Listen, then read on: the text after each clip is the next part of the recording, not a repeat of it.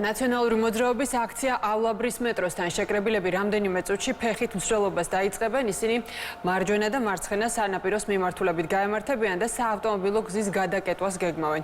მოთხოვნები უცვლელია მიხეილ სააკაშვილის გათავისუფლება და სამოქალაქო კლინიკაში გადაყვანა. ნოდარ ჩაჩუა მუშაობს ადგილზე, რომელიც ახლა ღია ეთერში შემოგვიერთდება. ნოდარ, გისმენთ, როგორც ხედავ, აქციის მონაწილეები უკვე შეკრებილი არიან, კეთდება განცხადებებიც. ხომ არ გაკეთებულა და გაჟღერებულა ახალი ინფორმაცია და ვითარება რას ამბობენ ლიდერები.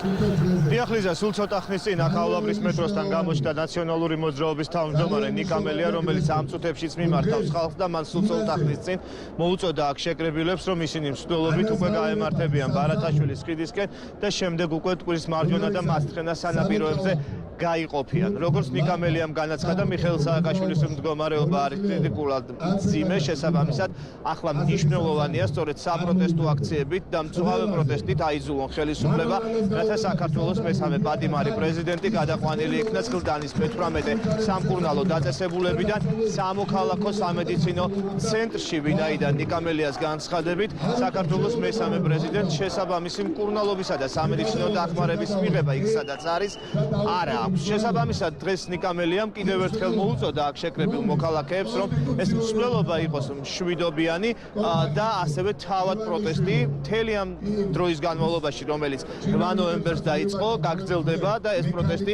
გახდება უფრო და უფრო მწვავე.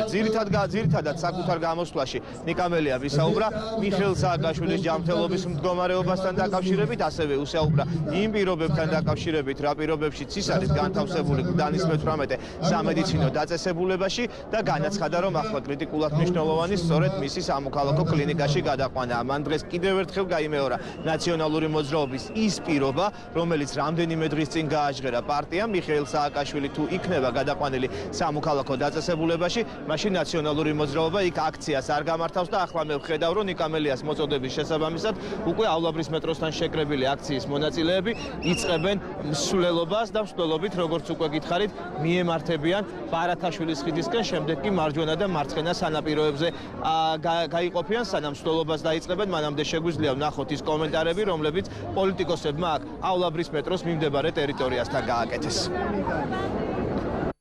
ადამიანი დატყვევებული ციხეში არ მიყავთ უკვე მეორეჯერ სასამართლოში, უსამართლო სასამართლოშიც კი და მათ უნდათ რომ აემ რუსულ ყაიდაზე მორგებული პროპაგანდით ასაზრდონ საზოგადოება საქართველოს მოქალაქე ქუჩაში ყოველდღიურად მზად საპროტესტო მოძრაობის ფარგლებში, სხვადასხვა საპროტესტო აქციებში არის ყველაზე ძლიერი ახლა იარაღი საზოგადოების ხელში. საზოგადოებას წინასწარი გაფრთხილებით მათ შორის აქვს უფლება, მათ შორის სამანქანო ნაწილზეც ჩაატაროს აქცია და პოლიცია, როდესაც დეპოლიტიზირებული იქნება პოლიცია, ვალდებული იქნება 50 წლის მანძილზე ერთხელ მაინც დაიცვას იმ ადამიანების უფლება, რომლებიც პროტესტს გამოთქვამენ თუნდაც მწვავე ფორმით. ეს არის ქართული ხალხის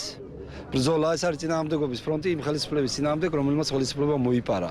ჩატარდება არჩევნები მშვიდობიან გარემოში, სამართლიან გარემოში, წესიერ გარემოში, ერთი ადამიანი ერთი ხმა საარჩევნო ყუთთან დაწყლარდება ეს ქვეყანა. ეხლა მიმდინარე ოპერატიული ამოცანა მიხეილ სააკაშვილის დახსნა ციხიდან.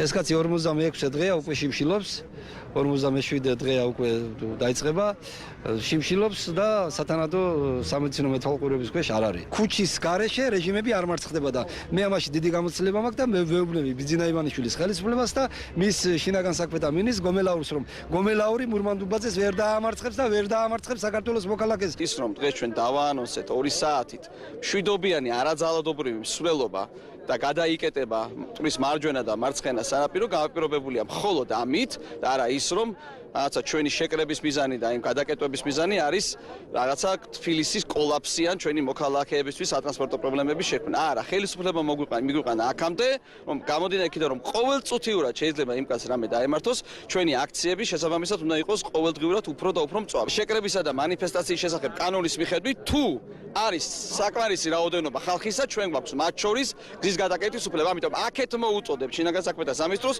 უზრუნველყოს თითოეული აკოპი მომიტინგის უფლება კონსტიტუციური. მოახერხებს თუ არა ერთიანი ნაციონალური მოძრაობა საკუთარი დაანონსებული პროტესტის განხორციელებას და გადაკეტავს თუ არა მტკვრის მარჯვენა და მარცხენა სანაპიროს, რასაც ბუნებრივია დედაქალაქში შეიძლება ითქვას, რომ საავტომობილო კოლაფსი მოხდეს და ასევე პარალიზება მოახდინოს ძირითადი ქუჩებისა დედაქალაქის, ეს რამდენიმე წუთში გაირკვევა. შინაგან საქმეთა სამინისტრომ დღეს პირველ ნახევარში გაავრცელა განცხადება და მოუწოდა აქციის მონაწილეებს, რომ მანიფესტაციების შესახებ კანონის შესაბამისად იმოქმედონ, რომელიც კრძალავს ყოველგვარ სავალი ნაწილის გადაკეტვას, როგორც დამხმარე ბარიკადების, ასევე რაიმე სხვა საშუალებების მეშვეობით. შესაბამისად, შინაგან საქმეთა სამინისტრო კაცრად დაიცავს საზოგადოებრივ წესრიგს და გზის სავალი ნაწილის გადაკეტვის შესაძლებლობას პარტიის აქტივისტებს არ მისცემს. აღნიშნული განცხადება ოდნავ მოგვიანებით კი შინაგან საქმეთა მინისტრის მოადგილემ საქართველოს პარლამენტშიც გაიმეორა. ყველამ კარგად ვნახეთ ნაციონალური მოძრაობის განცხადება, რომ ისინი გეგმავდნენ ხელოვნურად გზის გადაკეტვას და განზრახ დამყოლებების შექმნას ტრანსპორტისთვის. მოგეხსენებათ, რომ შეკრებებისა და მანიფესტაციების შესახებ კანონით აღნიშნული ქმედება არის აკრძალული და თუ კი კონკრეტული მონაწილეები არ ღვევენ კანონის მოთხოვნებს, მაგ შემთხვევაში პოლიციას აქვს უფლებამოსილება, რომ გამოიყენოს შესაბამისი მექანიზმები და სწორედ ამის თაობაზე იყო საუბარი, როდესაც შინაგან საქმეთა სამინისტრომ გაავრცელა შესაბამისი განცხადება.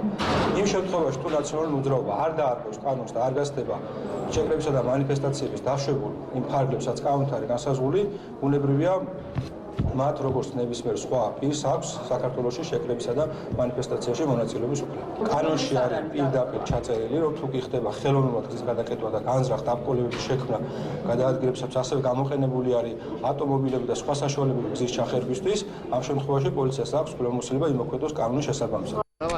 შინაგან საქმეთა სამინისტროს ამ განცხადების საპასუხოდ ერთიანი ნაციონალური მოძრაობის ლიდერები და ასევე ოპოზიციის სხვა ლიდერები კონსტიტუციას იშველიებენ და ამბობენ, რომ კონსტიტუციით ყველას აქვს შეკრებისა და მანიფესტაციის უფლება და საკუთარი პროტესტის გამოხატვის შესაძლებლობა. დღეს პოლიტიკოსები, მათ შორის გიგი უგულავა, კონსტიტუციითაც კი მოვიდა და როგორც მან განაცხადა, ისინი მსვლელობას ამ მოწოდების მიუხედავად სწორედ კონსტიტუციით გააგრძელებენ და სწორედ აღნიშნული დოკუმენტი აძლევთ მათ ქუჩაში გადაადგილებისა და მსვლელობის შესაძლებლობას. აქციის მონაწილეები ჯერ ისევ ავლაბრის მეტროს მიმდებარე ტერიტორიაზე არიან. ჩვენ ბუნებრივია გავყვებით მსვლელობას და მოვლენების განვითარების შესახებ მაყურებელს პირდაპირ ეთერში მივაწვდით. ჩვენ ვიღებთ რამდენიმე სიგნალს, როგორც დრონის მეშვეობით, ასევე ჩვენი რამდენიმე გადამღები ჯგუფი მუშაობს აღნიშნულ საპროტესტო აქციაზე. შესაბამისად, აქციის მსვლელობას ჩვენ მსვლელობის შესახებ ინფორმაციას მაყურებელს სრულად მივაწვდით.